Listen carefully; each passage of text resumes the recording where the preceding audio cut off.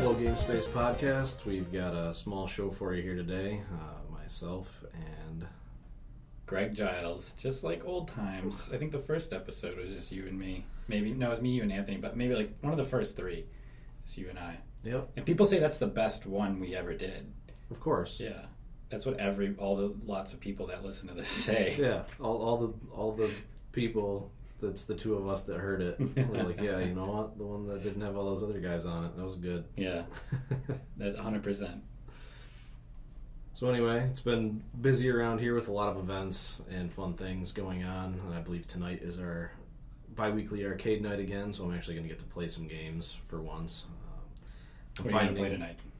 Oh, I don't even know. I'm sure there's going to be some Rocket League on the scene. That seems to be pretty popular We had a recently. good time with that last week, and I did. Oh, absolutely. It seems to be in my current life, unless I put time on the calendar to actually play games, I don't get to play games. Right. When I get home, it's either too late or I'm too tired or whatever. So it's like, I could play something now. Maybe I'll just go to sleep. Yeah, or like maybe I'll just do some work. Yeah, that's the problem with It's usually do some work. I have a hard time sleeping, so it's usually I'm just like, yeah, I'm going to do something else, and I won't feel like I just did whatever.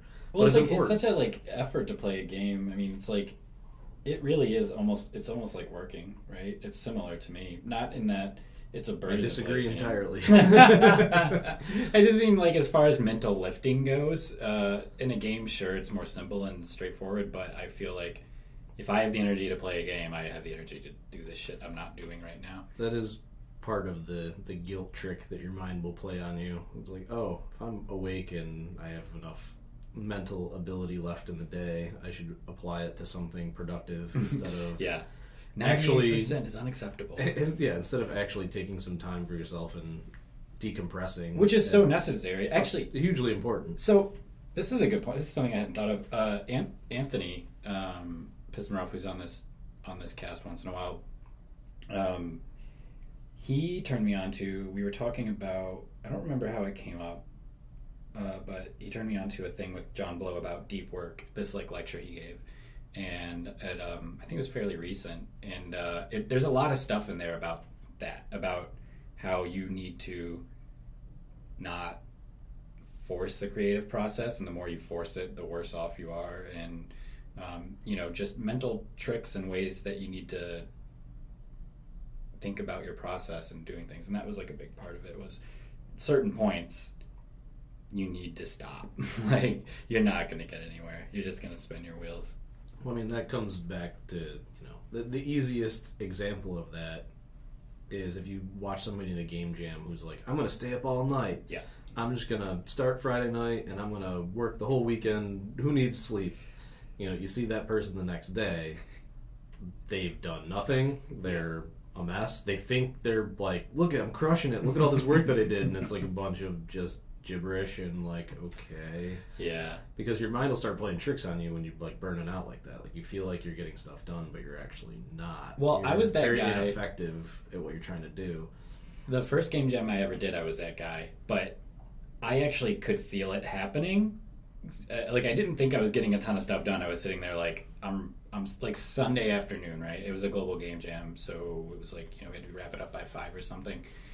And Sunday I was just useless. I would just sit there unable to think. It would be if you were physically lifting an object that just was literally 1,000 pounds. That's how it felt. My thoughts were going nowhere. I would just stare. And I knew I didn't have any illusion throughout the decline of ever that I was doing more work. It's how I learned that valuable lesson myself. That was my first game jam right out of the game, staying up all the time and doing all the things. And yeah. I did. I stayed up, and it was a really anybody bad who's idea.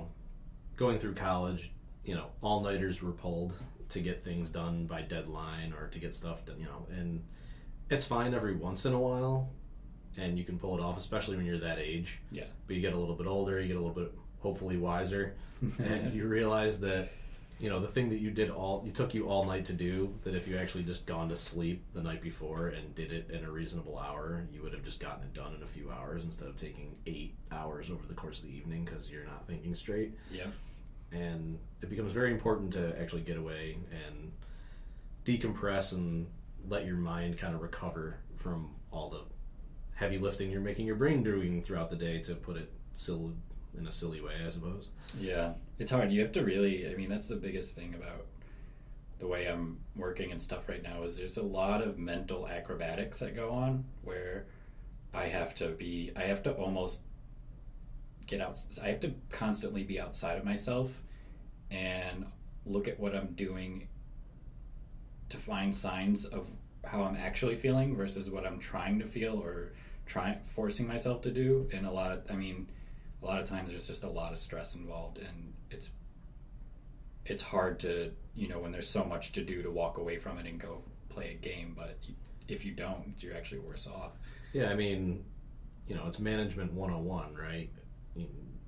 Henry Ford wasn't the nicest guy. He didn't come up with the 40-hour work week because he liked his workers. Mm-hmm. He didn't do it to be nice. Right. He did it because all the data pointed to, if you overwork people, they just make a ton of mistakes. There's diminishing returns, and actually you ship a poorer product because you ran everybody into the ground. Whereas if you actually just let them go home and recover and have some work-life balance, they're happier, they produce better quality. The bottom line goes up because you give them some time to recover and not be crushed. And again, didn't do it to be like, oh, you know what? You guys are such nice workers. I want you to go home and have fun with your family. Like, no, if the data said, grind them into bread, he would have done it.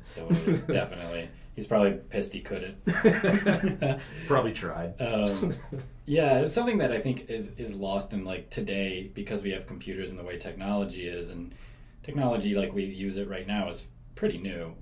And I think people are really failing to understand that you can't look at people like data, it's not like you can't just stick a rod into somebody's arm and take metrics of how they're doing and then adjust the process and stuff, which is how a lot of corporations and businesses are working right now, and it's bad. That's actually why I do what I do now. Is I saw that happening in my company. We got bought out, and they just wanted to use us like machines. And and to be fair, it's not like they're doing anything anybody else isn't doing, but people aren't machines. Where there's so much more going on with us that it's not as straightforward as sit here, do work. It's what else is going on in your life?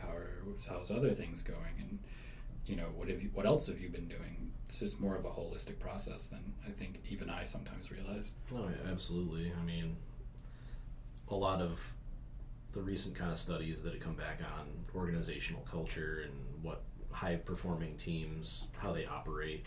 There's even, I think it was just yesterday in the New York Times, I was reading a little bit. I was traveling on business this week, and I was doing some reading while we were flying around and what have you. And one of the new studies that just came out was about teams at Google. And I think I might have saw this. Was it how they put together they tried to put together the perfect team or soming? I didn't read it, but right. I saw that headline. Yeah. So if you dig deeper into it, it has a lot to do with, they tried to measure this every which way. It's Google, so their analytics are strong. They tried to slice and dice the data every way they could, and basically the only pattern that they found was that there was no pattern. Yeah. They couldn't figure out why these teams were doing well and these other teams weren't doing well. Whereas, if you looked at the external makeup of certain teams where they had really brilliant people on them, they seemed to get along. If you watched one of their meetings, they were very much like, hey, stay on topic. We're gonna, they acted very professionally, no side talk. We're getting off topic. We need to get back on the plan. And they go around the room, and each person kind of says their part. And if you looked at that externally, you'd be like, yeah, those guys are pros, right? And you'd watch another group of people in a meeting, and they could easily go off topic. Sometimes they would talk over each other. Sometimes, they'd start side conversations, and it would be they turn into this thing. It seemed like they were just grabbing at straws, and it didn't look like they were really, getting through everything. And what they kind of found, as opposed to what they thought they were going to find, was that latter group was more often than not the one that was actually producing higher quality stuff. And the reason wasn't because, scattershot meetings work where people just say crazy things and whatever. Right. is that the reason they were talking over each other, the reason they were starting side conversations, the reason that they were getting off topic and allowing it to happen for a little bit before they veered back into what they were doing, is because it allowed them. They all felt safe in saying stuff. They didn't had to sit there like just waiting to say their one piece of data and then shut up for the rest of the meeting. They were all engaged in the meeting. They all were, interested in what the other people had to say. If they had an idea, they felt safe to bring it up and kick it around, and maybe it sidetracks a meeting here and there, but that actually led to a lot of advancements and a lot of... Right, because how many times have you just been walking down the street and you see something just totally random and you go, oh shit, I should put that in my... I know what to do with the thing in my game now. Like, that happens all the time where you get ideas and stuff. Well, actually, Johnathan Blow, that's another thing he talks about in this, is he's such an interesting guy. He's like one of the most self-aware people. He's so conscious of his own mind and how it works, but also like he's able to step outside but also stay in it. And so he did this thing where he was like trying to figure out how to consistently produce creative ideas, and he found that dancing for him did it. So in the moments between dancing, his mind would just be in a place where he just had all these ideas and all these solutions for problems, and that has nothing to do with game development, right? And like, it doesn't come necessarily from hitting the books and grinding on whatever and just programming till your fingers fall off. You don't get the ideas there. It's something else, Yeah, it's hard when people try to quantify it and try to say this is the way you do it, because it's not a cut and dry thing. That said, creative work is at its core a discipline where if you're just like, yeah, I'm just going to daydream all day, you never actually make anything. Right. You just sit there and come up with ideas and you never actually, make something happen. And we've talked about it many times here before, but John Cleese from Monty Python wrote a great article. Actually, he gave a talk, which I've seen transcribed, but his talk was actually very good too. And then people asked him, how do you come up with ideas and get so much done? Because if you actually look back at his career, he's done insane amount of work. It's very prolific. He's Fawlty Towers, Monty Python, all the movies, all the different things he's done. He's been all over the place. He's written books. He's done all this stuff. And he puts it in the terms of open mind and closed mind. And he doesn't say closed mind in the way of like not being open to new ideas. He uses open mind and closed mind of, there's times for idea generation and playing with concepts and thoughts and trying to come up with a new way to look at things, and there's times where you actually have to put your nose to the grindstone and make that thing, birth it into the world, so to speak. If you spend all your time just in the open mindset where you're sitting around drinking bourbon and talking to your friends and joking and whatnot, and if that's all you do, then that's all you do. Like, it doesn't turn into anything. Where conversely, if you spend your whole time just staring at a computer screen or a typewriter and just being like, I'm going to write now, like, you probably won't really write anything, or what you write is going to be very boring. Like, you're not going to have any new insights, and it's not going to be anything fun about it. There's not going to be anything new or interesting about it. It's just going to be stuff, and you have to try to find that balance, because if you just daydream all day, you don't create. And if you just stare at your computer and say, I'm going to create until it happens, like, you're not going to get anything good. So you have to try to find that balance in between, where once you have found, like, oh, that's a really good idea. I saw that thing on the street. I know how that fits into my game. Put it in the back of your head, and then when you get to your computer, actually start doing the work and put it into the game. Exactly. You have to do both. Yeah. If you just do either one of them by themselves, it doesn't work. Yeah, you definitely have to, like, there's definitely a point of, like, very unfun acting on the execution of this idea. Not very unfun, but, it's not fun necessarily. But no, it's not. The ideation's always the easy, fun part, right? Yeah. Because it's easy to say you want to make a MMO Call of Duty clone, and you can say those things, but you can't just do them, right? And so when you actually try to put the rubber to the road, that's where the limitations pop up. That's where, the faults in your idea manifests, because there's nothing you can do about it to make it happen. Yeah. So you need to be able to go back and forth. So when that happens, then you should go back into the open mode. Be like, okay, we've hit some constraints. Like, let's go think about how that works. And being able to go back and forth is a skill that you get better at with practice. Yeah, I find that, like, I naturally kind of do that, and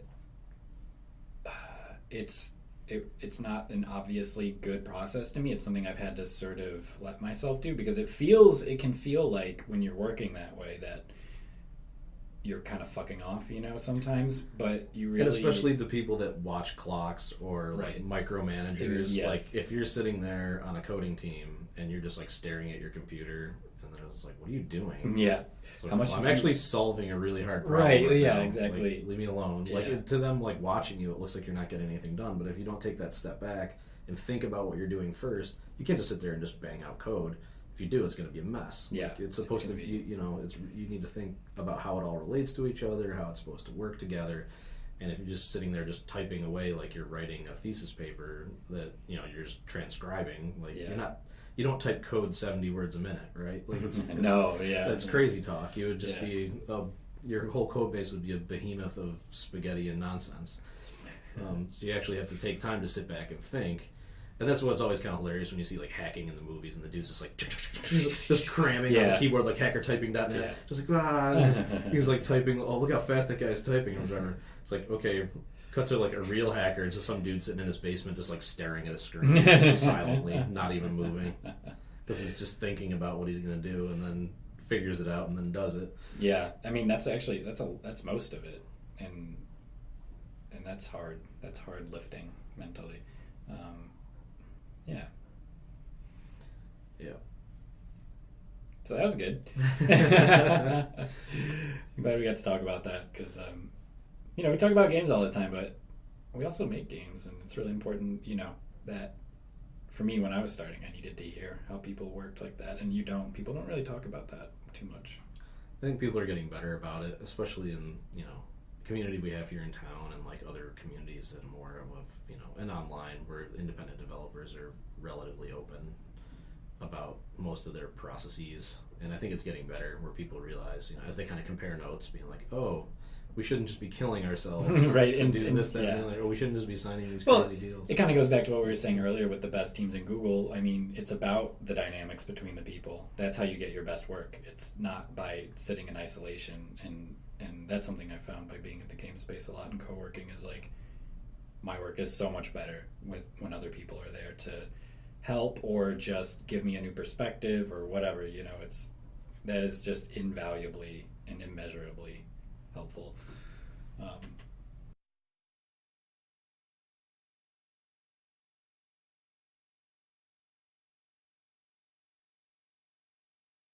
Record. Miranda should be picking back up.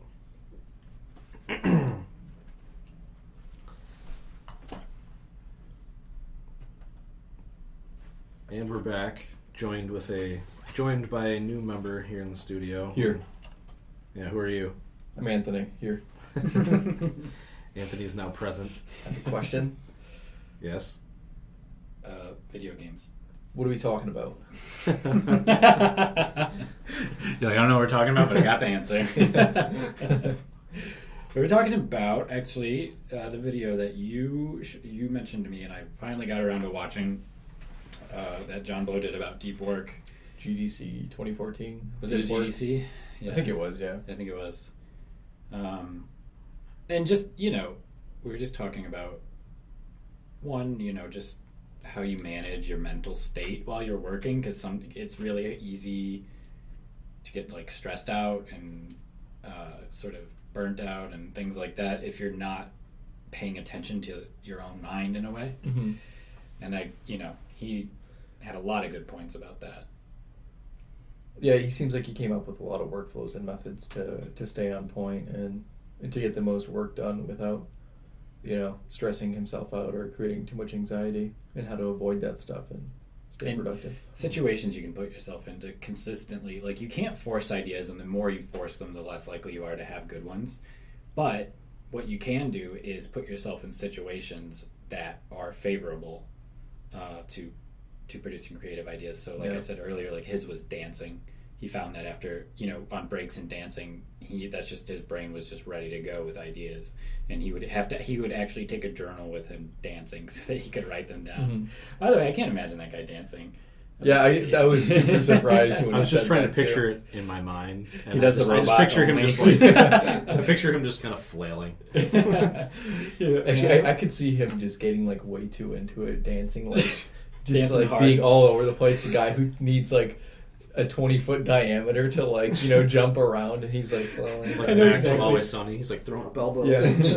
It's all He's knees just and all over the elbows, place. just flailing around. Yeah, exactly. So now this podcast is about Johnathan Blow's dance moves. Only. We gotta tweet him about that. I'm gonna do it. I want to see How do you dance? how do you dance? Yeah. Carefully. So anyway, That's exactly what he said. So I think that was a really good point that he brought up, was like finding things that you enjoy doing that kind of revitalize you in some way, and also figuring out the things that don't do that. So Greg and I were also discussing, I think the day you were gone, or was it yesterday? I don't know, it doesn't matter. We were discussing what works for us and what doesn't, because I was telling Greg last week that I started keeping a list after I watched that about what things do that for me, right? What things refresh me and make me feel better about going back to work, and what things don't do it. So now I'm like just building up this like huge list of things. So what are that you work seeing? and What don't kind work. of like patterns are you seeing? Most movies Do? like they don't do it. Really? Yeah, only like really good ones, Huh. really interesting ones. They will. Yeah, that's why I was surprised you said that, because I know you've come back from like seeing a movie and Yeah. been really excited about like it, and like I don't know, just Yeah. like have good energy. TV, absolutely not. No. Video games, yes. Video games get me pumped up and to go work. Yeah. And a lot of different things here and there, things that aren't entertainment related. Yeah. It's been interesting trying to figure that out. Yeah. Me as well. I find exercise really is the easiest thing. That's probably the most common baseline one, where so many people just sit around, myself included, a lot of times, where you don't have time to go exercise and whatnot, and your body needs that. You need to burn off that. There's something inherent about it where if you're not expending that energy, your body's like, the hell are you doing? Yeah. Like, Yeah. You don't feel as good Yeah. when you do actually Your body's get up and built move to around move. a little bit. Yeah, it definitely needs it, and Even if it's as simple as, you just get out of the office and go walk around for a while or something. Just like get up and move around a little bit. Yeah, where I've you're been not just surprised sitting at how much still. that helps. Yeah. Yeah, so a little bit of fresh air, just a little bit of change of scenery on top of actually Yeah. getting some physical movement.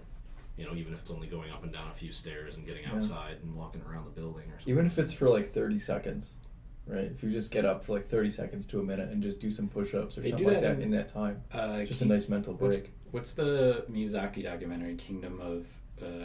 Oh, I don't know the name. I've seen it there where they all get up and do jumping jacks, Yeah. and they do this little exercise. It's Studio during the day. Ghibli. Like they stop all the animators a couple times a day, and they all get up and they do like jumping jacks and like arm circles and stuff like Everybody that. does it together. Yeah. Miyazaki's doing it with like a cigarette in his mouth. It's so good. Yeah, that's awesome. So cigarettes too. Everybody starts smoking. Yeah, just pick up a pack of cigs on your way home today. I'll help you get Smoke work them done. all at the same time. I find it will make you pass out, but Is when that you right? come to, you'll have an idea. You can only do it like 3 times in your life. So use it wisely. Yeah. But So cigarettes and jumping jacks. We got cigarettes that. and jumping It's jacks. a good list. I hope you guys are writing this down. Some serious gems here. What else did he go over that was really Well, the one good? thing that I liked that he said, because I knew that it's something that I've known for a while is not as good as people believe it to be, which is open designed offices. Yeah. I find them personally to be more detrimental to my productivity than helpful. Though those you certainly need some of that socialization and exposure and people to be around you while you're working, but his thing was he designed his office to be open. When they started, I think after Braid, and then they built an office and stuff for when they're getting ready to start The Witness, and they did this open design. He's like, anybody should be able to come talk to me at any time and have with a question, because this is my vision and this is my game, and I want it to be as good as it can be, and I want people to have, I want to be able to answer everybody's questions. But he found pretty quickly that was not good. That basically you get into your flow state, and it could be anything to break you out of it. Yeah. And once you're out of it, you've lost the mental momentum of it. And it's hard to get that back. It's hard to get back to where you were when you were thinking about it and in that moment. And I mean, that's pretty well understood, well-worn path in a lot of just software circles, that, you know, the idea of the open office floor plan is flawed. Like, a lot of people were just like, oh, years ago it was all cubes, and then it was like, well, this is ridiculous, we should be able to see each other, we shouldn't just be like in walled boxes, we should be able to talk and whatnot. And that works for some groups, and some groups it messes them up, and a lot of software developers will point to that, like, they need at least a place to go to just be alone sometimes and get stuff done. Definitely. But also there's a lot of great co-working areas, obviously the game space, but then also you got places like Co-work and like other spots downtown here in Buffalo that are very open setups. And so one of the things that's kind of like an unwritten rule, but is acknowledged by a lot of people, is that, you're sitting in an open floor plan doesn't mean that everybody's open just to be talked to all the time. And the normal signifier of that is headphones. Yeah. If your headphones are on, leave me alone. Pretty much. Yeah. Unless it's really important, or you can tell that I'm just like playing a game or watching YouTube. Right. Unless I'm like already like I have my headphones, but I'm and, talking myself. Exactly, If I have my headphones on, like, leave me alone, because I might be doing stuff. And you see it, and they've even done it in like a lot of movies and stuff too. Like, if you watch Silicon Valley, there's a scene where the guy goes basically into his room and he disappears, and everybody's just outside working on this crazy hysterical math problem. But at one point they realize he's not there, and so they freak out and they're like, what's he doing? Like, because it's like a huge like stress point in the show where, like, is he killing himself? We need to find him. Oh, that's and right. So there's a shot in the show where he's basically sitting at his computer, like, in a locked room with his headphones on, and in the background you see all the other guys kick the door down. They literally bust it down. They literally bust down the door, and they come into the room and they see that he's there with the headphones, and they all stop. And they pick the door back up and back out of the room and put the door back up and and leave him alone, because they're like, oh, he's not killing himself, he's getting real work done. Like, don't bother him. And they all go silent. So it's like so perfect. I even take that so far as I will actually play noise. Like on YouTube, there's tons of noise. There's a useless amount of noise on YouTube. Literal noise, where it's just like white noise, brown noise, pink noise, 10 hours, 8 hours, 9 hours. Like, there's really any kind of noise to any length you want. All the noise. I have a website that I go to listen to noise. Yeah. Noisely? No, mynoise.net. Why are there so many things of just creating noise? It's amazing. So funny. Yeah. There should be like one. I don't like that. I just have a near infinite music log that I just like let it just jump through. See, I don't like music. Over the place. And sometimes I'll fall in. Distracting. It all depends on the music, and it all depends on my mood too. Where it's like, part of the reason I have a typical setup where I'll just start my music on shuffle, and then something will catch me. Like, just last night I was on the plane and I was doing some work, and I had it just all on shuffle while I was working. And Velvet Underground came on, and I was like, oh, this is perfect right now. So stopped the shuffle, started at the beginning of an album, and then I just listened to like the rest of the album. Yeah, for sure. Yeah. And so that allows me to kind of just like let it jump around until I find something that kind of fits what I'm going for. Because sometimes like that's the completely wrong mood. Sometimes I want something completely different. Yeah, it's cool how that works. Like, I find it really does, like, sort of, there's a mood and a feeling I'm having when I'm writing, which is weird because I can be coding just abstract, like, generation stuff, but there's like a mood to that a lot of times, which I think is not in like an objective thing that like just exists in that task. It's a lot of where I'm coming from that day and how I'm feeling. But music definitely helps me steer that mental momentum. Right. Every day is different. Some days, one thing works, another thing doesn't. Yeah. A lot of the times I don't like to listen to music because the song changes. Yeah. It screws up my pacing and my like mental rhythm that I have. Yeah. So music actually like fucks me up. Then what happens is a song will come on that I don't really want to listen to, and now I'm finding another song that I want to listen to. I'm not working on whatever I should be working on. So it can be really distracting. One site I find is really good sometimes I don't want noise. I don't quite want music. And there's actually a site called musicforprogramming.net. And it's been going on a while, and it's cool to see the site sort of evolve as it gains popularity. But and like whoever does it is very invisible to the process, but like clearly there's one guy doing this, and it's mostly just these really ambient tracks, but a lot of stuff is like stuff I'll recognize from bands I recognize, but like only the tracks of just like drone. It really is just music sort of distilled into feeling without, and it's very non-distracting, and it's like a mental hot tub in a way. It can be sometimes a little too like spacey and almost a little too I don't want to say sad's not the word, but not energizing necessarily. But most of the time, I find that that's kind of what I want. It's just enough for my brain to like be a little entertained or have something to chew on, but not so much that it's pulling me out of what I'm doing. Well, that's why video game music in particular is a pretty common one. It's one we use all around here quite a bit too, just in general, because almost all video game music.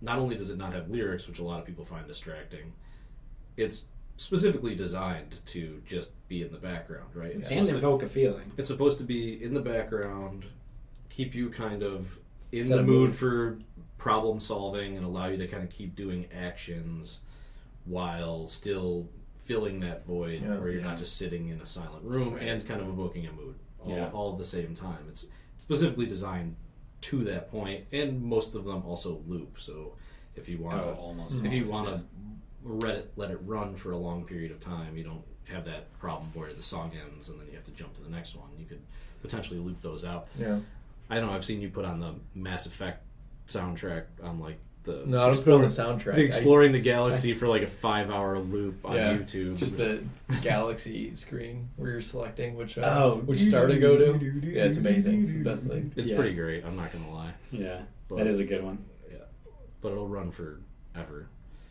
So those are good ones, but trying to just put yourself in the position where the flow state can be hit and you can actually get some stuff done. It's always a trick, and I feel like it's a moving target. It really is. You know, you can't. Day to day, there's no silver bullet where it's just like, hey, if I sit here and I look in this direction, and I play this song, I'm gonna start crushing it. It's like I did it. It doesn't work. To me yesterday. I did it before Greg came in. I was totally into it for like 2.5-3 hours. I was just into the drawing I was doing, and I'm like, that was sweet. I'm like, I'm gonna do that again this morning, and I tried to. It did not work this morning as I wanted it to. No. What did you do this morning to like get it back? I did. I meditated actually for like maybe. 5 that's minutes. Another thing he talks about in the talk. I mean, that we don't have to bring everything we talk about back to that, but because it's a common thread, it's a good thing to reference. But he does talk about meditation. So you did do some meditation. Yeah. So I noticed I have some like cues that I can tell if I'm doing something where I know I'm not having trouble focusing, and I probably need to step away and calm down for a minute. One of them is my feet bounce like crazy, right? I'll pop my legs up and down, and that means I'm antsy, right? Or if like I'll notice my breathing goes really fast, or if I'm just clicking on a bunch of shit and can't really focus on one thing, that means I have to walk away and get myself together for a minute. And this is what that's sort of what I was saying earlier. Is for me, it's very much like I don't always recognize how I'm feeling. I have to look for indications, like you're saying, where like I'll I don't know. I can't think of anything off the top of my head, but you're trying to spot your own poker tells, basically. Yeah, in a way, It's so weird how that can be, like how you can be so unaware of your mental state and so outside of yourself in a way, but it can also be affecting you so much. Just like we were talking about at the beginning of the podcast, when your mental state is out of whack, like you just spent the whole night up working on something, you lose that ability to kind of see it in yourself. You start you think you're getting work done, you think you're being productive, that kind of stuff, but objectively outside it's like not really. It's not really working. It's kind of like being in a shitty relationship, when things are like just going horribly wrong and all your friends can see it, but you can't. But you can, and if it's happening to somebody else, you can see it's happening to other people, but not in your own, right? Yeah. It's so you're just being trying to tune into your own tells. It is funny to put it in that. So, trying to spot your own poker tells. Yeah. And meditation I find helpful too. That's the problem with meditation is I forget about it. Yeah. But which is stupid because I do find it so helpful. I found it to be the most useful thing. Yeah, it really to is. get me back on track.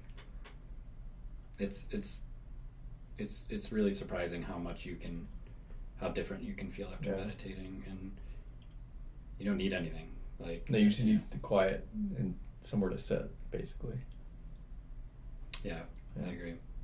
But not going to bring you creativity necessarily.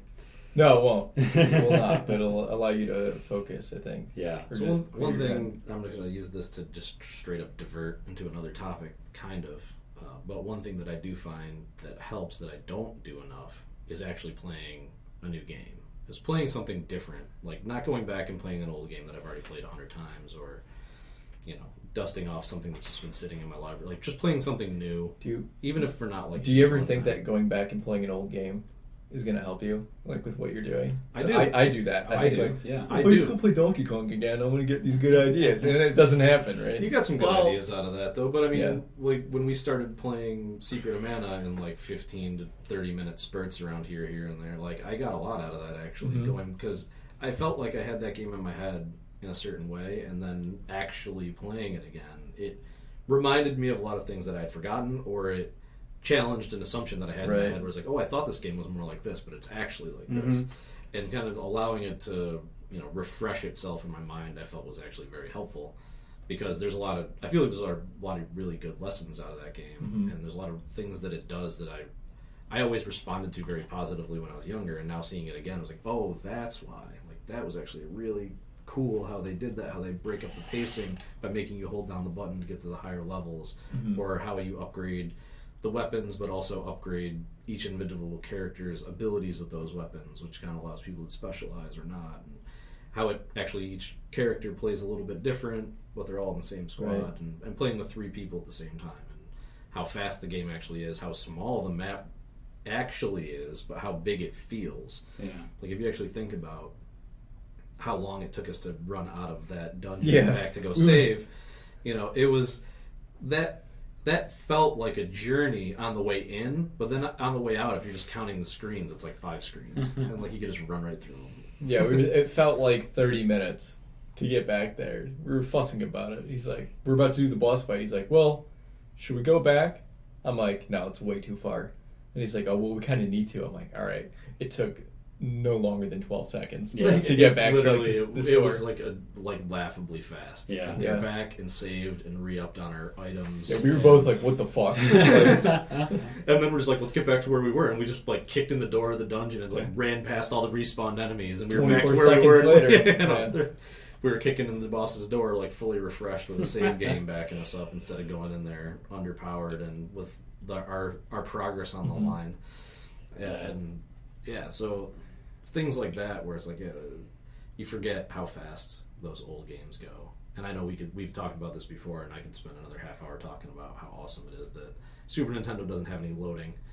And, it's amazing. Yeah, and how they recognized that early, and that's why they fought so hard to keep N64 a cartridge-based system, because everything has no loading basically, like that game. Right. But they were just on the wrong side of history, because people were like, we'll pay for some loading if we can get a ton of cheap content and not have to crank out cartridges and all that. Yeah. So I guess it's kind of unfortunate on the one side, going back and seeing how it was, how fast you can play really complex games. We could walk out this door right now, click the power on, and we'd be back to playing the game in less than a minute. In 15, 20 seconds. Whereas if I started Skyrim on my computer right now, it's going to be 5 minutes minimum before I'm even like seeing a screen that is like a gameplay screen. Yeah. So it's too bad. Actually, so Rise of the Tomb Raider, which I've been playing lately, has the longest load-in I've ever played in a game. I just want to say that. Go ahead. No, that sucks. But playing new stuff, like, it's great to see what new things people are doing. And I also find it valuable just talking to other people who have played the new stuff, because it condenses the lesson a little bit. It's it's never as powerful as learning the lesson firsthand. and it doesn't do the kind of refreshing me and giving me energy stuff like I can get out of playing the game myself. Yeah. But I do find it interesting to talk to other people who are playing new stuff that I don't have time to play. Yeah. And hearing it from a personal perspective instead of just reading a review online. Oh, yeah. But I don't get to play a ton of new stuff anymore. But just this past Sunday, I actually had a little bit of time in the afternoon to play. And so I got to play the Division beta, which was free open beta this past weekend. That game's been in development like as long as The Witness, probably. I don't know if it's been that long, but they built a certain amount of hype. Feels like it. They put out some trailers early on that were really, high functioning, crazy, and so they really built a lot of hype for the game. And then when people actually saw real screens, they were like, "Oh, it does just look like this generation stuff." And before they were putting out some really high res, impressive looking stuff. And not to say that the game isn't pretty and has like some real quality environments, because I feel like it does, at least the small slice that I got to play.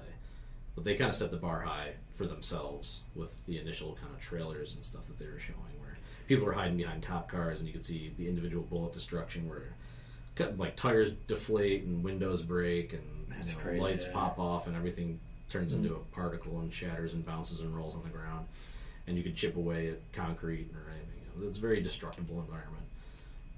That looked really beautiful, and the game still plays that way, but it doesn't look quite as crazy. Well, didn't they have to reel it in a little bit right before release? They certainly did. I mean, I played it on Xbox One, and it did look really good. Yeah. It just doesn't look to that level. And right. It's just one of those things where they overpromised a little bit, yeah. where they wanted to drive the hype because they kind of have to marketing. What are you going to do? Go to the marketing guys, be like, hey, we make the game look like this, or it could look like this. Right. They're going to pick the better looking version to put out every time. Is some of that maybe like when you start development on a game at that level, you estimate where the hardware consumers will have by the time it's released, so you would start developing a game that maybe what's going on right now can't quite pull off, but you're expecting that by release the average consumer will be able to run it the way you want. It's also partially just they could be targeting consoles from the start, like knowing how powerful the PS4 and Xbox One are. They could be targeting that and then be working on PCs that are really powerful. Right. And then when they build a demo, they throw some Titans in there and they make like this crazy demo rig and they crank everything up to 1 million because they want to put their best foot forward. Right. So it's a lot of that, where it's like they almost never demo the game. Even if you go to PAX or any of these trade shows, a lot of times people will call them out for like, they're showing this demo, you can play it over here, and you look underneath the hood and it's not a PS4. It's not an Xbox One. It's a demo machine that they're running it on a PC. Because then they can make it run as fast as they can with the tech. Right. And then people get upset when they have to reel it in for console release. Right. So it's kind of one of those things where it's damned if you do, damned if you don't. If you're demoing the game and it looks like garbage, a lot of people are going to write it off. Yeah. But if you overpromise and then underdeliver, that's always a problem. Right? It's always a concern with any type of business. So it doesn't look quite as beautiful as that opening trailer, but it does look really good. They do a really crazy job kind of building the environment, I felt. Anyway, there's a lot of... It's this kind of, I don't know, again, post-apocalyptic, but I guess not really. It's not like it's a million years in the future. It's pretty much a virus has wiped out like a massive amount of the population, but there's still plenty of people running around. It's not like there's mutants and zombies running around. There's still a lot of people, but this virus has killed a lot of people, so most basic services and all that stuff are kind of out. So there's a lot of lack of power. One of the things you do notice, which I appreciated this detail, and they kind of use this as a gating mechanic almost, is that and it's also set in kind of in a Manhattan type area, New York City-ish, Queens-ish.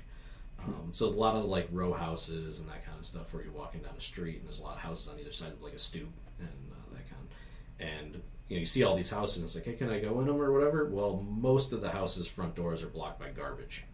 Just like garbage bags, just litter and just crap that's been piling up on all sides of the road. So like it's very littery, garbage filled. Like, oh, that actually makes sense. When I saw it, I was like, that actually kind of makes sense in the environment. Yeah, right. That these people would still be generating the same amount of trash, but there's no trash removal, so it's just everywhere. I mean, there's a decent amount of New York City that's like that already. Yeah. So that kind of like blocks off a lot of the area, blocks off the front doors to a lot of houses that you can't go in, and the ones that aren't blocked off, you may or may not be able to go in. There's a lot of traversable interior Is areas. it an open world game? Yeah. And So it works.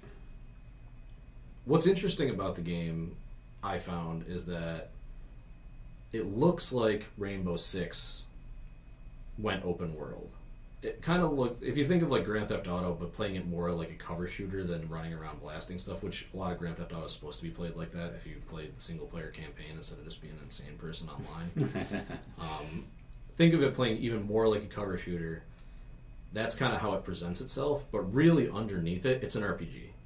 Bottom line, it's a role playing game. It's not anything else, and it doesn't really hide it. It's based, and they come right out and say it. Like one of the first menus of the beta was like, "This is an RPG." See, that's funny though, because I've never once heard that described as an RPG. That's exactly what it is under the hood. I mean, it's all very much about you create a character, you can tweak their appearance, and you can set a few kind of base abilities, but everybody kind of starts at the same point, and then you level up, you earn experience, you gain levels, you get gear, you get better gear. All the gear is moddable, so if you get a gun, every gun has X number of slots on it, depending on what it is. Like, you could have a sniper rifle that just has, you can put a better scope on it, or like a silencer on the end of it, and that's it. Or you could have an assault rifle that has 10 things that you can modify on it, like grips and stocks and magazines and all this other kind of stuff. And every mod and every piece has constituent parts, and they're all leveled, and some of them are level gated, and it's everything that you'd expect out of a fantasy RPG where they had a lot of customizability. It sounds a bit like Destiny from what I know about it. That I had that feeling too when I was kind of first poking around at it. It's third person as opposed to first person, so right there it feels a little different. It's very much based on squad mechanics and work and using cover. So you are by yourself kind of by default, but everybody's encouraged to squad up, and I feel like the game really makes the most sense is when you're playing with people that you know. Like, I played with a buddy of mine, and just the two of us, and it made it very easy to just jump in a group together. That gives you the ability to fast travel to all the people in your group and always kind of be together. It shares experience with any kills that happen around you, and so it's not like, if I kill somebody and he doesn't get the experience. It shares all that. Everybody's loot is for themselves, kind of like Diablo. Like, when you see loot on the ground, right. It's not like there's one loot drop when you kill an enemy and you have to pick who's going to pick it up, or somebody runs over and scoops it. Yeah. Like, if there's loot on the ground, it's for you. One thing that kind of bugged me, which I didn't find a way around this or not, and I don't know if it's going to be in the final build, is we didn't see any way to trade. Like, if I found a gun that I didn't want, but he's like, "Oh, that sounds dope," like, I couldn't just give it to him. And that's kind of a bummer. That's the one thing that I always wanted Destiny to have. It's one of the things I always want any of those kind of games to have, because you're always finding stuff that's not right for you, but it could be right for the way that somebody else is playing. Because there's also a whole slew of other abilities and perks that have to do with, like, playing as a medic and being able to heal people and yourself, or playing as like a hacker and being able to ping the radar surroundings and seeing where people are, putting down a sentry turret, and like, these are all kind of abilities. And the gear that you find can enhance those things. Like, you can find gloves that give you plus 20, tech ability, where I might want plus 20 medic ability or whatever, and they might not be right for the right person. So I really hope there's some way to at least trade within your group where you can just kind of hand off stuff. A lot of people just throw their hands up and say, it's too complicated, it's going to break the system, because then people just give each other the best gear, and it's too easy to get the high-level stuff. Yeah. I'm always on the other side of that. It's like, just let us trade, man. Don't make it frustrating. I mean, like, you should be able to trade, but I mean, they can always put those restrictions, like, you can't trade this item, right? Like, a lot of MMOs have done. Yeah, that's true. And that seems to work okay. I mean, for something like a quest item, I get that. Like, if it's something you're holding for a quest or something like that. But if it's right. That's what. But if I'm playing primarily with shotguns and like sniper rifles, and I find a submachine gun, then I'm like, I don't want to use this, but it's got really good stats, and my buddy's playing with submachine guns. Yeah, that's what I'm saying. Like, you should be able to trade that. Or like Destiny, where you find like legendary warlock armor, but I'm playing as a hunter, so I can't even use it. And your buddy's a warlock. Okay, your buddy's a warlock, and he needs this to get Yeah. to the next level. And if you could just trade, everybody would be happy. But no, you just can't. All you can do is put it in some vault and maybe start an alt character that will get to that level someday. And that's dumb. And you're not going to do it. Yeah, because I'm never going to do that. It's Yeah. basically, you turn this legendary find into a piece of crap. Yeah, because like, Yeah. what happens for me is like I send all that kind of loot, and then there's different classes, and then there's not enough in there for me to keep checking it with whatever class I start next. I just forget I have it, and yeah, that never really works. Yeah. But, yeah, so underneath it all, it's straight up, it's an RPG that the combat plays out as a cover shooter. So it's an interesting kind of hybrid where all the underlying stats and ability and gear and whatever you can do is all based on how you built your character and what gear you're carrying and how you're kind of spec'd out and what level you are.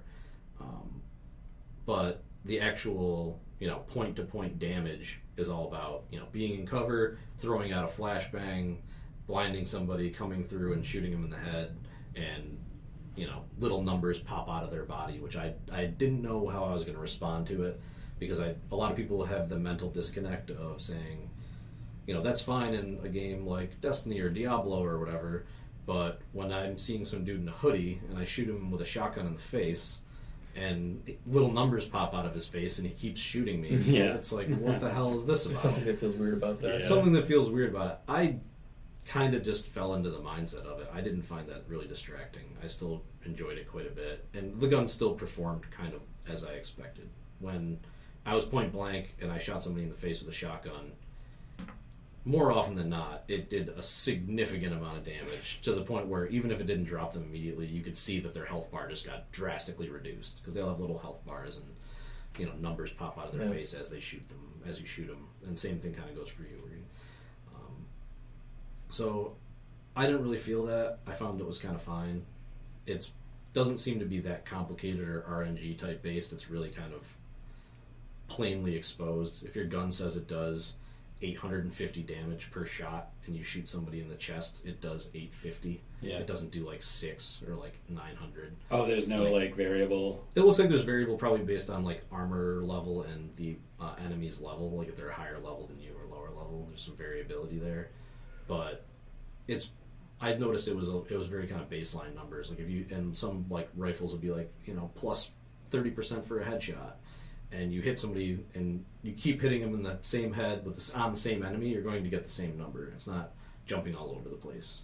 It'll differ from enemy to enemy, but within a specific enemy, you can kind of know what you're dealing with. So it allows you to kind of plan yourself accordingly. So it's like a world with quests, and you do these quests, and then like PvP is just unavoidable. So there's this whole thing. I didn't even touch on it yet, but yeah, the bottom line is it's a kind of an open world setup. You get quests from quest givers, just like you'd expect in any other kind of thing, where you go to this place, do this thing. Sometimes it's scanning something like the Dinklebot, or sometimes it's What's the Dinklebot? Baby Dinkers. Baby Dinkers. Dinklage. Sometimes it's just doing something like that. Sometimes it's killing an enemy. It's your standard go X, do Y, return and get Z reward type concept that's familiar to anybody who's played an open world type game like this. Or there's story missions that have cutscenes and characters and all that kind of stuff. But there's also side missions that pop up pretty frequently, and there's also like encounters, they call them, which are just random things that you'll be running down something. It'll be like an encounter occurring like 3 blocks over. Oh, yeah. And you like go over there, and it's like Wars somebody's and being held hostage or something like and they're random encounters, just like and like straight people out of can join GTA. it. Can multiple people join in the world? Right. So the game is divided pretty starkly into, I guess I'll just, for lack of a better term, I'll call them light zones and dark zones. Okay. The dark zones are actually called dark zones. They're DZs. If you enter into the DZ, that's The where discovery zone? that's the PvP area basically. Yeah. So that's the area where you don't get story missions, you don't get that kind of stuff. Maybe in the final game there's going to be like specific missions you have to do in there, But basically, the light zone is for story areas, building your base, building your character, all that kind of stuff. Building your base. There's a whole base mechanic to it. And it's not like Fallout where you're building the stuff. It's more just like as you get X number of supplies, you can add like a clinic, and that gives you new perks. So everything you unlock actually gives you abilities and perks for your character, not just stuff back at the base that's like aesthetic. Like now the stuff that was a pile of garbage has like a stand there and somebody's selling something. It's not like that. It's when you unlock a clinic, you just unlock the ability to like shoot first aid to like a partner. Okay. So all the things are tied to like abilities you're unlocking for your character. And there's a whole perk set that were locked for the beta. Couldn't see them. There's perks and skills that underlie that you also unlock them. But by doing this mechanic, so it basically allows the game to do. If you do X number of side missions that are medical related, you then have the currency to go buy these perks and abilities for your character back at the base. Is your base like, how does that work in the world? Is it in a is everybody's base just sort of in a, you just go to the base place? Spot. Yeah, okay. It's all in the same spot. Everybody's got their own little base, and you can't like go into each other's bases really, as far as I can tell. It's basically everybody's got. Once you go in there, that's your little hub where you can buy and sell and upgrade and that kind of stuff. So it's almost, for lack of a better term, like a main menu hub for you, and then you upgrade that for you, and that upgrades your character and all that. But each person has a different one, as far as I understand it. Okay. But it's always in the same place. So anyway, that's your whole light zone stuff. And everything you do in your light zone levels you up, get gear, all that stuff. That's all yours, and it gives you your abilities and skills and everything. Then you go into the dark zone. And in the dark zone, pretty much all bets are off. Like, basically the way that it works is it's a PvP open area. It's just like an open map. There's NPCs in the map, but there's not a lot of them. Like in the light zone, there's NPCs all over the place. But in the dark zone, there's not a lot of them. Okay. And the way that it kind of explains itself is that these DZs are contaminated with the virus. And so what happens? So the way it works is you go into the DZ. There's all types of other playable characters running around, and you and your group or whatever. And you could open fire on anybody, and anybody could open fire on you. But they built this rogue system where if we're all like non-combative NPCs and we're just like running around each other, like that's fine. But if I turn and I shoot you in the back, I get flagged as a rogue, and I get a mark like over my head that says I'm a player killer. I just went rogue, and it's got like a countdown of like 90 seconds on it. And everybody around that area can now see on their HUD that there's a player killer over there. So it turns into this thing where, like, if you shoot somebody, now you're tagged for death, basically. Yeah. Because if you shoot somebody and you kill them, you can take their shit, and you can get experience for killing them. And I'll go back to what shit you can actually take in a second. But everybody else now sees that you did that. And so what happens in practice was, what we saw is, like, if there's a group of 10 people standing around and one person opens fire on them, everybody else just turns on them and cuts them down. Yeah, that's what. Like, yeah, that's interesting. But it is to also the flip side where it's like, if anybody on your group goes rogue, it marks your whole group rogue. So my buddy shot somebody in the back on accident one time, and so I was like, rogue. Dude, what did you do? I don't want to go rogue right now. And so we're both marked for it. Yeah. But then it turns into this thing where if you can last like that 90 seconds, the tag will go away. Yeah. But every time you open fire again on somebody, it resets. Right. So if you get in a firefight with other players, it's constantly just going back up. So but you have to run away and hide and like try to ride it out. But they all know where you are. Yeah. And so if they find you and you open fire to defend yourself, it goes right back to 90.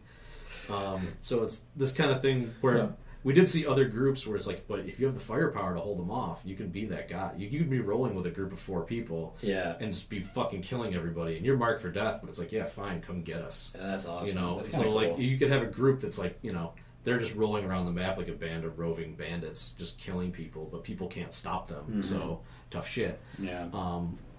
But it leads to some funny moments, and there's also a little system that we didn't really see it work per se. But if you like accidentally shoot somebody, you can emote and like put your hands up, and that'll reset your rogue level to like 10. Oh, okay. And it gives the other person that you just shot like 10 seconds to be like, fuck you. Yeah. Shoot you anyway. Or just be like, all right, I accept it. And like, I'm so, like, no worries. Like, it's all good. And you just wave it off. But in practice, like, my buddy accidentally shot somebody. He put his hands up. They just walked around and they were just like, just blasted him. And then they turned and shot me because I'm in this group. And I was like, ah, damn it.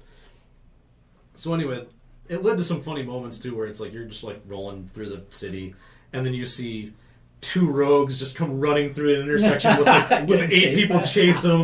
And it's like, all right, fuck these guys, and you join the chase and run these dudes down and kill them. Because there's no penalty for killing a rogue player. Like, you actually get experience for killing rogue players. And it's actually split up to a different set of experience and currency. Like, Dark Zone experience and levels are different than Light Zone experience and levels. And there's also a special currency you get in the Dark Zone.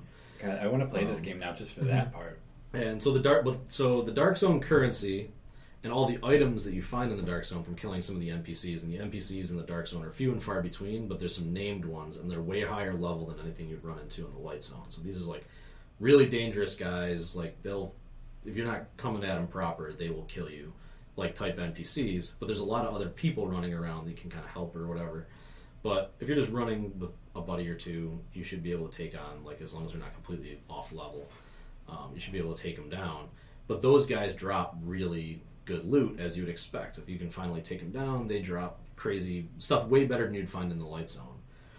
But as I mentioned before, the game treats the Dark Zone as a contaminated area, and everything you find in the Dark Zone you can't use until you get it out. So say we kill this crazy boss type enemy in the Dark Zone, the 3 of us, and he drops a bunch of crazy loot, and we all grab it up. There's a special pouch that each character gets that's the containment unit for the Dark Zone. So all those items that we just picked up go into that containment unit. We can't use, like, if you dropped an awesome gun, you can't just like pick it up off the ground and use it. Like in the Light Zone, you can do that. If somebody drops, it's like contaminated because it's considered contaminated. So you find all this cool loot, and now it's not actually yours until you get it extracted. And so the way that works is... That's cool too, yeah. The way that works is, throughout the map, there's different kind of helipads that you have to get to, and you shoot up a flare, and in about a minute and a half, a helicopter will come. Huh. And so what happens is, you have to go to one of those helipads and shoot up a flare to call in extraction. But then everybody knows you probably got the some game shit. Notifies everybody in the same zone as you that there's an extraction happening here, and it marks it on their map, and it gives it a countdown. I don't know about all that. So it turns into this thing where, well, if there's nobody that want to fuck with you, it's fine. You just sit there and you wait for the helicopter to show up. But sometimes it's like, oh, these people are extracting some stuff. I wonder what they got. Maybe we should go try to kill them and take it. Which seems like it will happen a lot. You'd think, actually in practice, I didn't see it happen as much. It did happen. I did see it happen a couple of times. It also seems to call some NPCs sometimes, where so then you have to kind of... So basically, when you call in an extraction, you have to defend yourself for about a minute and a half. And then the helicopter will hover overhead, drop a zip line down, and everybody who wants to have their stuff extracted runs up, and you can attach the container that has all your stuff into it to the helicopter. And when the helicopter takes off with your stuff, now it's considered extracted, it gets decontaminated, and put back in your stash in the Light Zone, and now it's permanently yours. So... I think it'd be cooler if it flew you back to a Light Zone. But it leaves you in the Dark Zone to kind of keep going if you want to. I kind of like the fact that it just kind of leaves you there. It allows you to extract the items, and once that goes, it automatically spawns a new containment pack on your back, so you can just keep going. The containment pack can only handle like 6 items too. You can't just keep playing and stacking up stat. Yeah, you have to extract at some point if you want to start getting. That was really annoying about Destiny. You finish a mission, and then you restart the next one, or you do the next one, and you just run through the exact same shit you just went through. Yeah. To get to the same location, and then you just keep going further than the last time. It was annoying. So it's interesting because it really gives the game license to let, you know, I thought that I was going to hate the idea of like griefers running around just killing everybody, like unstoppable rogue groups that were just going to murder everyone and take all your shit. But it limits that to a certain extent. So say I've got 6 items in my containment pack, like I need to get this extracted. We go to the extraction joint, we shoot up the flares. That draws, 20 player characters that want to kill us and take our shit. They come, they kill us. Well, first off, now they're marked as rogues. because they attacked other people. But they can't take all of it. They can only take a certain amount. So, and I don't think it's up to the players. It's just, if there's 6 things in your pack, 2 of them drop public and 4 of them drop private, and you lose some of your Dark Zone cash. You don't lose all of it. You don't lose everything you're carrying. So it mitigates that a little bit. It's not like when you die, everything that you're carrying now becomes free game, and everybody just keeps stealing all your good stuff. Okay. So 2 things drop. So let's just say, for example, 3 drop public, 3 drop private. Yeah. The people who killed you they take those 3 public items that you dropped. There's still a private drop there for you. If you can get back to where you died, you can get them back. That's good. So you have that opportunity. Now, that said, if you do that, you get back to there, you call the extraction again, they kill you again. Now, one of those things is going to go public again. Like, it could be a thing where it's, you're constantly dealing with But, I think that helps, I guess. Like, I just... And one of the things that kind of... It's interesting because it puts something on the line, right? It makes it so, like, when you're actually trying to... I see what they're going When we kill the bosses... I call them bosses just because they're really powerful Dark Zoners. When we killed them and we found some, like, oh man, I just got like a level 8 scope that's like awesome for this gun that I have, but I can't use it till we extract it. It's like, man, now we got to get to an extraction point. Yeah, you're not just slugging to the you're like paying attention. You're in the moment. You're like, oh shit, something's on the line now. If somebody kills me, like if we get jumped, we could potentially lose these cool items that we got.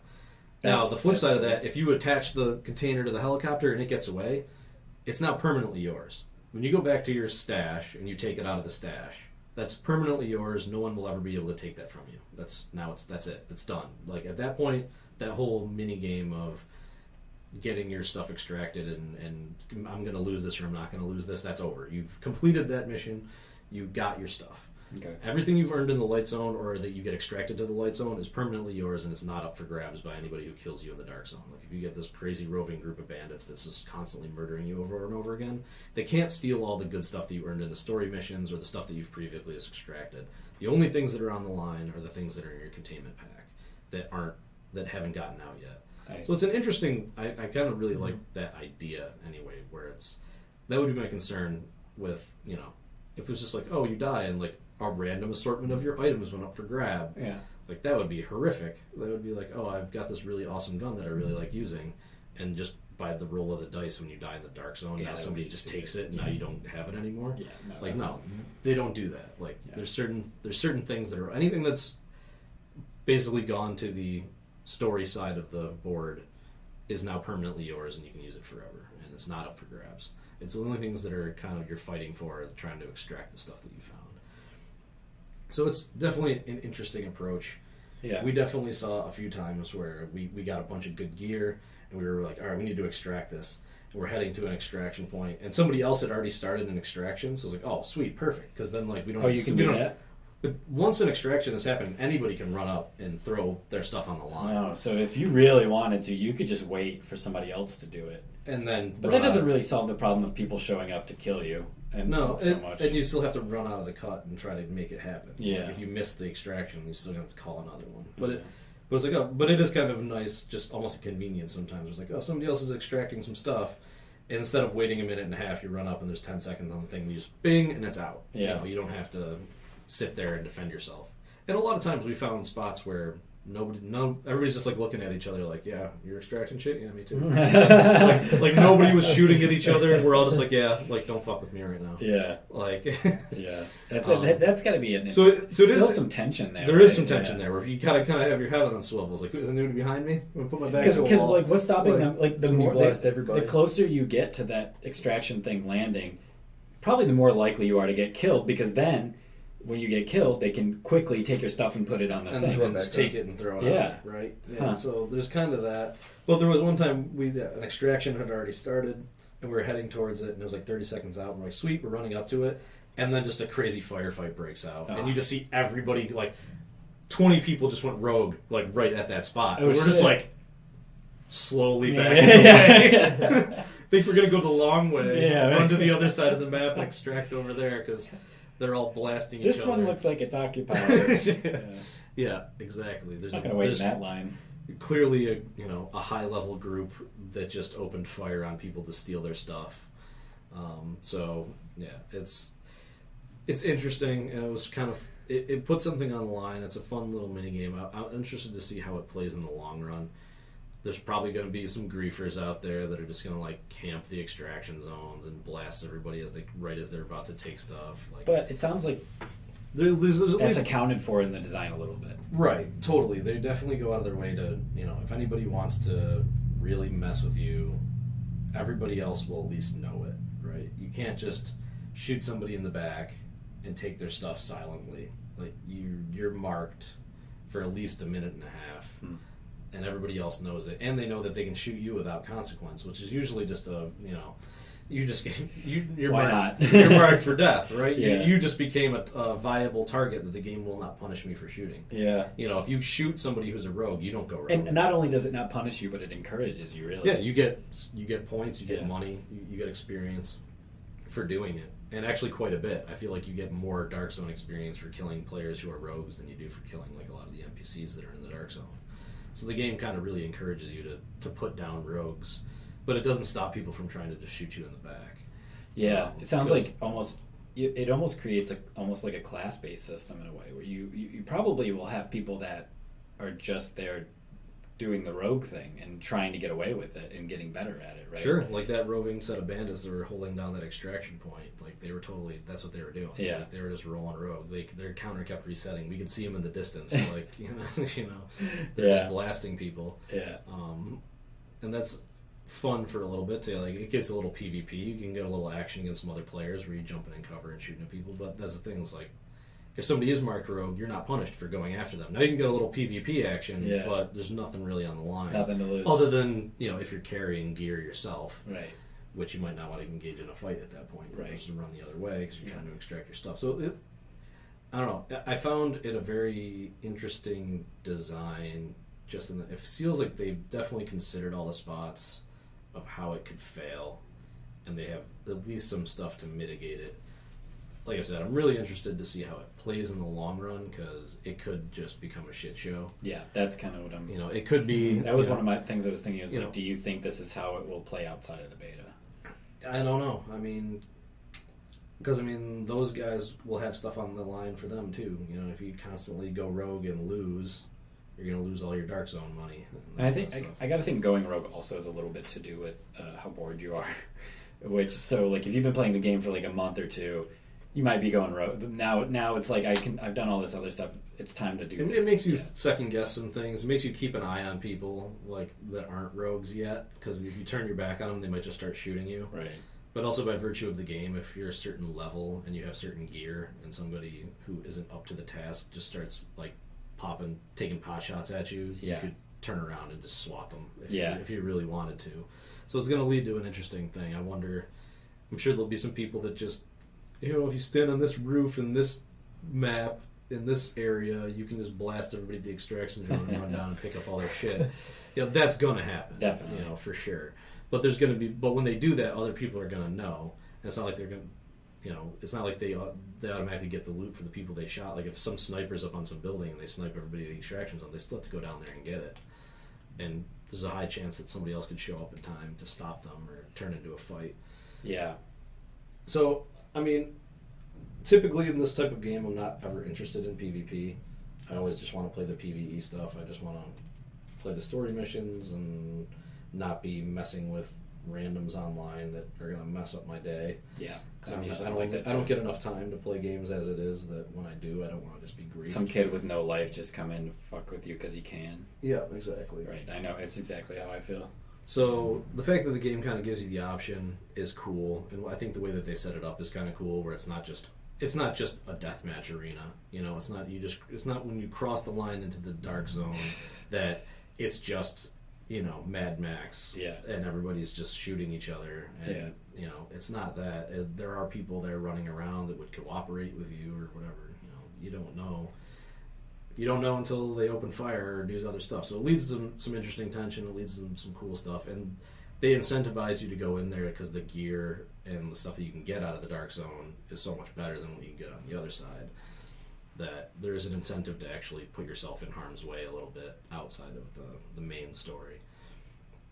So we'll see. I might come to, the game comes out and I play it 2 months from now, and I might hate going into the dark zone or just avoid it altogether. I wonder how much it's actually tied to the main campaign, if at all, or if they really just segment out areas that, you know. It seemed like it's very starkly. You have a different level in the dark zone. You have different currency in the dark zone. You know, it seems like they've segmented it to the point where if you wanted to avoid it, you probably could, unless they make you. So I'm sure there's going to be people that just play the game to just play in the dark zone. Yeah. There's going to be people that just don't even use it, and there's going to be people that go jump back and forth, and the game allows you to do that just by walking through zones instead of like switching modes or anything. And you can carry your same character through all of it. Yeah, that's smart. Yeah, that's like a thing that, you know, in World of Warcraft you had either PvP or PvE servers, but this sounds like it kind of solves. You don't need that. You don't have to split up the community that way. You can make it more dynamic, and then you don't. Yeah, you just have you're able to, you know, keep everyone in one place. I'll be interested to see what they do with it.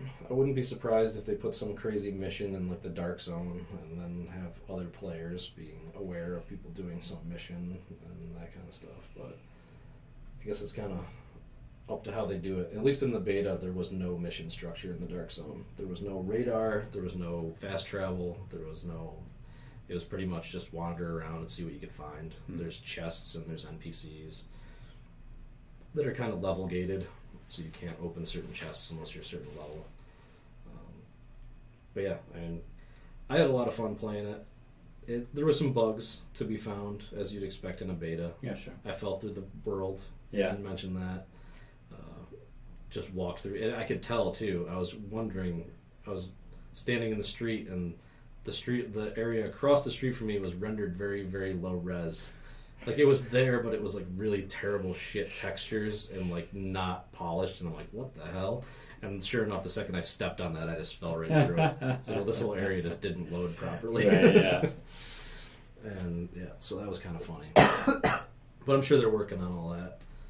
I could tell that, you know, the combat felt very Mass Effect-y, in the sense of, it felt more Mass Effect than it did Rainbow Six. It's cover-based, but like the pop and shoot, and you have different abilities that you can kind of launch out. In fact, it's kind of more squad-based. And since you're fighting enemies that have like health bars and stuff, like bosses that come out that you have to shoot a million times to kill, like that stuff's in there. So it felt more Mass Effect than it did Rainbow Six, where everybody's just a person, and the boss took as many shots as the regular grunts. So there's I feel like it has a lot going for it. It scratches a lot of itches that I like in games, and it kind of came up with this weird mix of RPG and not mutant-based monsters. Yeah. You know, there's no space aliens and that kind of stuff, at least as far as I saw. It's all, everybody was a person. It sounds like it's primed to maybe do that, but not necessarily. Yeah, it sounds like they could if they wanted to. You could have some mutants or that DLC. kind of stuff. That would be the DLC for sure. But the fact of the way they set up the leveling, and it's an RPG at its core, but it's played with, you know, the gun-based combat with skills and that kind of stuff, which I like that combination. I liked it a lot. I enjoyed playing it quite a bit, especially with somebody else. We had a lot of fun with it. Yeah, sounds like that's the way to do it. Yeah, no, I feel like this is one of those games that I probably wouldn't have nearly as much fun playing by myself than I would with other people, especially people that I knew. And I don't know the exact limit on how many people can be in the same game. I'm assuming it's a 4-person squad, but I have no data to back that up. So, yeah. It's one I'm going to keep an eye on if I get more time. Yeah. So, yeah. Anything else going down other than I know that you have to kind of roll? Yeah, I got to get out of here. I did play a few games, but, you know, I need to spend more time with them anyway. So I'm still sinking into them because I just got out of XCOM 2. I finally finished that, and so I'm getting into other games now, but I'm not all that deep into them, so I could stand to use a little more time before I started talking about them anyways. Yeah, okay. It's warm in here. You guys were just talking about Division too long. I'm done. Yeah. All talked out. Played Donkey Kong. No, I didn't. We have an episode about that already. Damn it. Let's do another one. Do a weekly Donkey Kong. Well, one of the things that we didn't go into was we just had a LAN party here last weekend, and everybody was a fucking casual. Kind of. It was so lame. it was actually quite a bit of fun. We played some good stuff. I know that you have to roll, so I don't want to go deep into it. But yeah, we played Age of Empires 2. Team Fortress 2. Team Fortress 2, which was Quake 3. Quake 3. You should have just said Quake 2. A whole bunch of Rocket League, Mm-hmm. which was a lot of fun, which I'm kind of hoping we'll probably play some of that. Oh, I played that later for the tonight. first time last night. Pretty fun, huh? I played for like 8 minutes. It was fun though. It was really good. It's key to play with that. So one of the best parts of us playing Rocket League was that we had one computer up on the projector and we had another computer up on the big TV, and kind of sitting back to back, and each screen had 4 people on it, playing an 8-person game. So it was 4v4 in the same room next to each other. Yeah, and that was actually quite a bit of fun for what it was. it's the best way to do it, man. That's how we run our Halo LANs. Well, we split them up in rooms, but we have one team in one room, another team in the other room. So when one team wins, you send somebody over to talk shit to the other team in the other room and give them the finger. You go back to playing. Oh. We haven't introduced the finger yet. No, we're just usually sitting across the room and be like, God damn it. Yeah, shit talk is hugely important. Having a good time at a LAN. Yeah. If there's no shit talk, it means nobody's that into it. No, there was definitely plenty of that. But I think when I say there's plenty of that, it's a lot of fun in the sense that it's all in good fun. Yeah. It's not like a lot of times people is like, oh, you need to shit talk people like online. It always it's terrible. not the same. It's not even at a close LAN. to the same thing. Like Yeah. at a LAN, when somebody kills you, it's usually like, damn it, Yeah. like you're laughing or whatever. Oh, You no, get we're somebody not like good. that. Yeah. We shoot for at least one broken controller. LAN. No, But- we didn't have any of that, but we definitely had a lot of people yelling back and forth at each other. Shit talk on LANs isn't as bad as it is online. It's different. No, It's got a different tone. I wouldn't even say it's the same thing at all. I almost even don't even want to call it shit talking. Like I feel like that's almost even too negative for what it usually is at a LAN. It's more just like it's more just having fun with each other and saying it's messing with each other because you're playing the same game. It's not. Yeah. It never takes the form of like a fuck you. It's always just No, like, no. even if those are the words that are spoken, it's always like underneath it. It's always like, that was a good one. That was crazy. Like, that was an insane thing just happened. Like, I caught you as you were falling through the air, and I got you. And or some fun thing happened. It's very lighthearted. It's always very positive. I feel even like it's more just like engagement in the game and people having fun with each other, as opposed to actually wishing bad things upon each other. It depends on the people you're playing with, right? If you're playing with like a bunch of close At friends, least the stuff that we've had around here, that's the Yeah. form that it seems to always take. It's all very positive, having fun with each other, as opposed to any type of really. And I don't think I've seen anybody actually get salty like at a LAN party. Like everybody's always like. Well, if you're like a closer group of friends and you do like a serious LAN party where you're playing like competitively, right? People get real salty. Well, you also play more competitive games than we're really playing. Like, We're very much playing TF2. for fun. I mean, it's Right, competitive I in know. the sense that we want to win, and it's fun to win the game. But it's not like if we lose, like, not my You're not good going to time be all is pissed ruined. off about it, right? yeah. I was trying to play around with that when we were playing Rocket League. I was just like messing with my team when we were losing. I was like, "Come on, guys, this is no good. We're losing. It's not fun anymore. We got to win." Yeah, but you were serious on the inside. I know you were. No, Rocket League's another one. It's such a perfect competitive casual game because you can do both. Like there's it's not just a clever name. There's people that take it really serious and train and like play in leagues with each other. I bet. To win. Which is awesome to see like a game like that take off because like most competitive games are like these super deep technical games that you have to know a lot about in order to play them, like League of Legends or Counter-Strike. Like to even start playing the game, you have to know a lot of stuff. Rocket League, Or to even watch it, you don't even have. You can't even watch it. You can't comprehend what's going on. Rocket League, you can pick up and learn how to play it in like 10 seconds or less, right? Well, that's the And you beauty can of understand it. what's But going on. it's very deep at the same time. Right. Yeah, that's the beauty of it. Yeah, I mean, almost infinitely. I only just found out at the last time we played that you can barrel roll, like Like hitting X in the air. like double jumping. Yeah. Like you can. Oh right, yeah. You can jump, but then you can also jump again and like change your direction. Yeah. Midair, and I'm like, we didn't even know that. Like we were just playing without it. No, really? But then we all found out. Somebody went and played the training and was like, "Hey, do you guys know about this?" And we're all like, "No." And so then that's all everybody's doing is like jumping this way and like barrel rolling towards it. Not even playing the game. But you know, you see some of the high level play, and you're like, "How do they even do that?" And it's like, Yeah. "Oh, there's actually Yeah. stuff in there." It allows you to do some really crazy stuff once you know more. People are just like ride the ball on the front of their car and shit, I guess. Oh, there's videos online where people start flying around and they don't even touch the ground. I'll let you guys wrap this up. I gotta go. All right. Well, I think we're pretty much wrapped. Yeah, we're good. It's All really right. hot in here. All right. Well, we got fans in here to fix that for next time. So, all right, and we're out.